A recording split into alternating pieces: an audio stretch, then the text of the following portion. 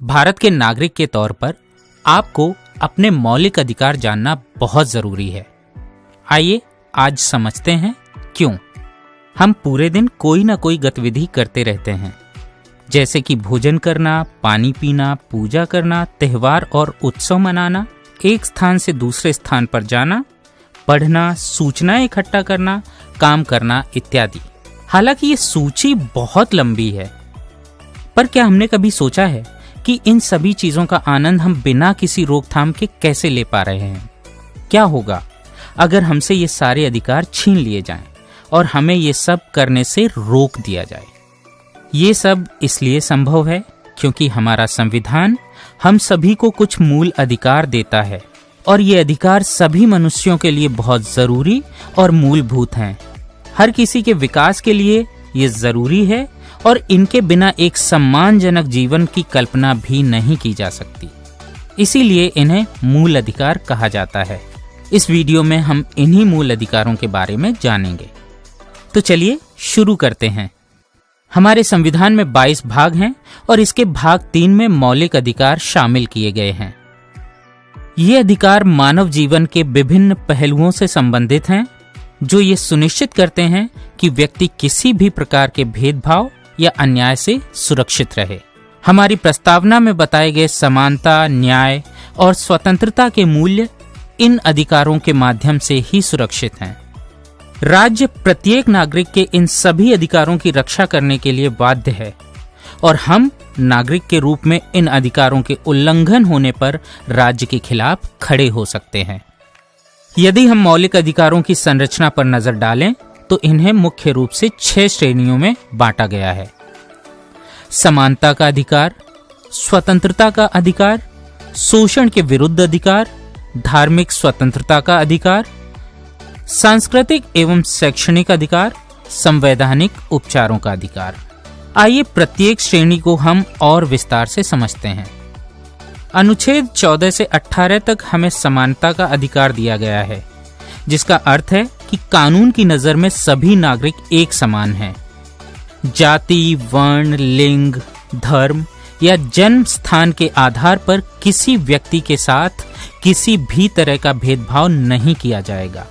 समानता के लक्ष्य को पूरा करने के लिए राज्य यह सुनिश्चित करेगा कि राज्य के कमजोर और हाशिए पर रहने वाले वर्ग जो सामाजिक और शैक्षणिक रूप से पिछड़े हैं, उनको सभी स्थानों पर समान अवसर मिले। अनुच्छेद 19 से 22 तक स्वतंत्रता का अधिकार दिया गया है। अनुच्छेद 19 में हमें अभिव्यक्ति की आजादी दी गई है, जिसके तहत हमें पूरे भारत में कहीं भी किसी भी रूप में अपनी बात कहने, इकट्ठा होने, घूमने और निवास करने की आजादी दी गई है। अनुच्छेद 21 जीवन के अधिकार की बात करता है, जो न केवल जीने का बल्कि सम्मान के साथ जीने का अधिकार देता है। अच्छा स्वास्थ्य, स्वच्छ वातावरण, बुनियादी सुविधाएं, स्वच्छ पेयजल इत्यादि सम्मान के साथ जीने के हमारे अधिकार का हिस्सा हैं।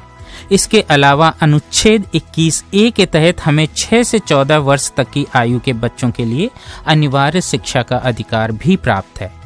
किसी व्यक्ति पर अपराध का आरोप होने पर भी उसकी कुछ स्वतंत्रताएं नहीं छीनी जा सकती। इसलिए हमारा संविधान एक आरोपी के अधिकारों का भी प्रावधान करता है। ये अनुच्छेद 20, 21 और 22 के तहत दिए गए हैं। इनमें गिरफ्तारी से संबंधित सुरक्षा, अपने खिलाफ किसी भी तरह के जबरन बयान देने से सुरक्षा, वकील रखने का अधिकार, एक ही अपराध के लिए 2 बार मुकदमा न चलाने का अधिकार आदि शामिल हैं। तीसरी श्रेणी में अनुच्छेद 23 से 24 तक कई प्रकार के शोषण के विरुद्ध अधिकार दिए गए हैं। इस श्रेणी के अंतर्गत मानव तस्करी और किसी भी प्रकार की बंधुआ मजदूरी का निषेध है। यह बाल श्रम पर भी प्रतिबंध लगाता है, यानी 14 साल से कम उम्र का कोई भी व्यक्ति खतरनाक कारखानों, खदानों आदि में काम नहीं कर सकता है। चौथी श्रेणी में अनुच्छेद 25 से 28 तक धार्मिक स्वतंत्रता के अधिकार दिए गए हैं, जिनमें सभी धर्मों के साथ समान व्यवहार किया जाता है। इसके तहत किसी भी धर्म का अभ्यास, प्रचार और प्रसार करने की स्वतंत्रता मिलती है। अपने धर्म के प्रचार के लिए कोई भी धार्मिक संस्थाएं स्थापित कर सकता है और धार्मिक निर्देश दे सकता है।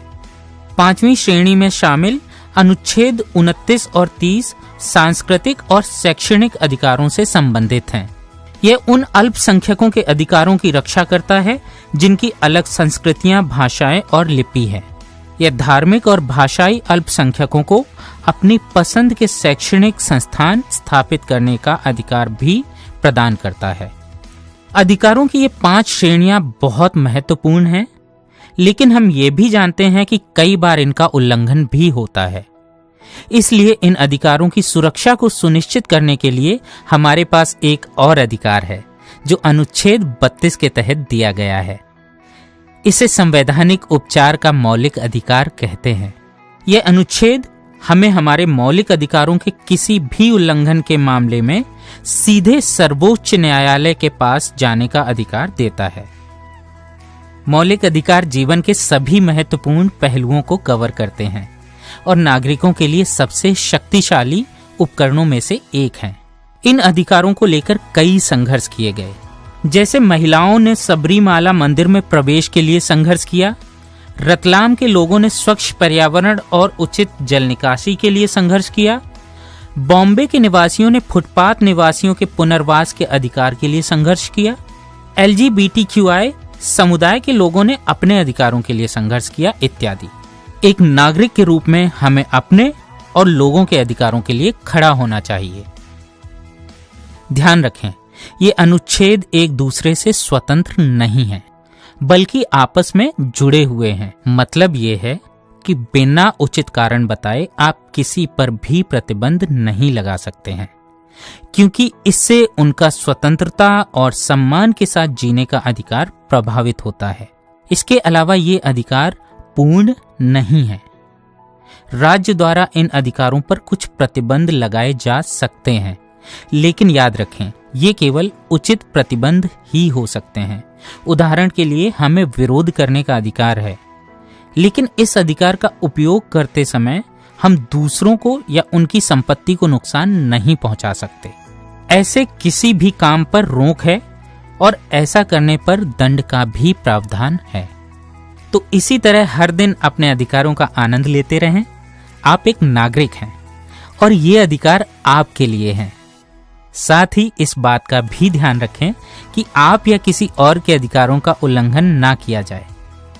एक जिम्मेदार और सक्रिय नागरिक बनने के लिए बहुत अधिक जागरूकता, समझ और ज्ञान की आवश्यकता होती है। इसलिए अगर आप